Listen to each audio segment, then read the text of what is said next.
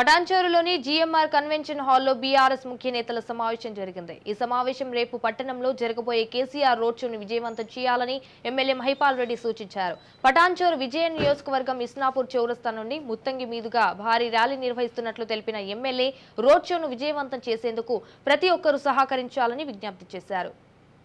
కేసీఆర్ గారు బలపరిచిన candidate BRS party అభ్యర్థి వెంకట్రామరెడ్డి గారికి మద్దతుగా పటాన్చెరు నియోజకవర్గ ప్రజలను ఉద్దేశించి మైత్రి సర్కిల్ కాడికి అంబేద్కర్ సర్కిల్ కాడికి 5 గంటలకు బస్సు యాత్ర రాబోతూ ఉన్నది.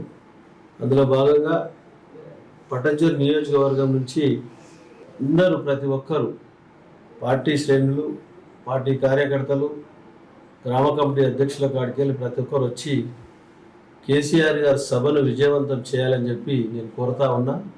ఎందుకంటే టీఆర్ఎస్ ప్రభుత్వము పటాన్చెరు నియోజకవర్గాన్ని ఈ 10 సంవత్సరాల కాలంలో 9,000 కోట్లతోటి అభివృద్ధి జరిగిన సంగతి ప్రజలకు తెలుసు.